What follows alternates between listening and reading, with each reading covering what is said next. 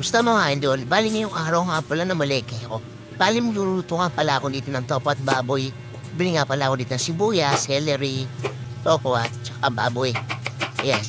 Ihiwain ko lang itong sibuyas. Medyo pipinuhin ko lang siya para gawing sausawan. Tapos itong celery, pipinuhin ko rin yan. Abang nagtatadan nga pala ako ng celery, nagluluto ako niya ng ilagang baboy tapos napiprito ako ng topo. Bali pagtapos ko nga pala magtantad ng celery nito, iiwain ko na tong siling panigang. Kaya nang bang bibigay sipa ng ating toko at baboy. Tapos ito, nagtantad na rin ako ng siling labuyo para sipang-sipang hanghang. And pagkatapos ko nga pala maghiwa ng siling, syempre kailangan natin ng kalamansi dito. Bali ito ang magbibigay asim kilig sa ating lulutuin. Ito na nga, naiprito ko na ito kaya ito hatiin ko na. Medyo liliit lang muna ng kaunti para bite-size lang. Hindi ganun kalaki. Bali 35 pesos nga lang pa ito ako na yan. 10 piraso na. Gagawa na nga pa tayo ng sausawan kaya ito pipigayin ko na yung kalamansi. Yan. Yan na magiging pampaasim natin. As iyan. Ay lagyan na rin ako ng toyo. Tapos lagyan na rin ako ng konti sibuyas. Bali yung sausawan pa nang gagawin ko na to. Ilalagay ko yun sa topo at baboy. Bubuhos ko rin yan. Ilalamas ko dun yan. Ito nga naglagay na rin ako ng 2 kutsara paminta. Tapos magic sarap. Bechi nang lagay din ako niyan para mas masarap.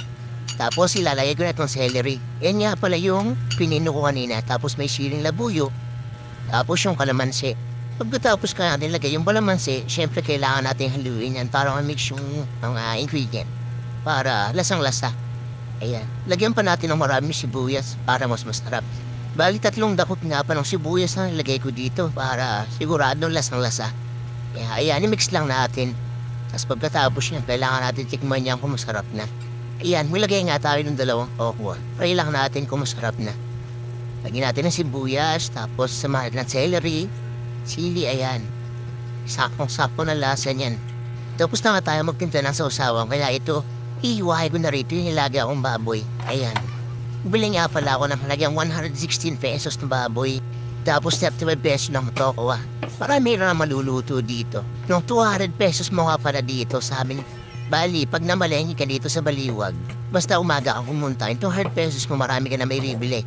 Kasi mura yung mga bilihin dito tulad ng bawang, sibuyas, sili. Basta lahat mura dito pag umaga. Pag hapon ka bumili, medyo mahal na. Kaya ayan, tapos na ako maghiwa ng baboy. Nilagyan ko ulit siyang 2 kutsarang paminta. Tapos ito, syempre kailangan ko itong ibuhos. Ayan, para ma-mix mga ginawa kong sausawan. Alwaluin lang natin yan para note na note yung sausawan sa toko at sa baboy. Yan, nailagay na nga natin yung sausawan natin. Ano kaya kailangan na natin haluin. Haluin lang natin ng gusto para mas manood yung sausawan sa loob ng mga toko at sa baboy. Ayan, ready to taste na yan. Tignan natin kung masarap. Bali, niluto ko nga pala yan para pang ulam namin.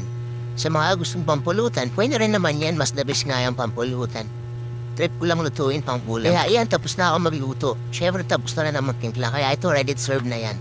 Titikman na natin yan. Medyo parang kulang ang sanghang, kaya nagbudud pa ako ng sili para mas the best.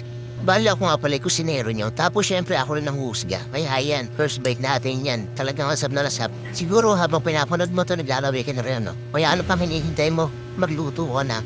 Kung di mo alam ang ingredients nito, pwede mo ako i-PM. Pwede ka rin manood sa YouTube para mas maganda. Mas marami kang matututunan. Kaya paano, like and follow na lang. Bye-bye!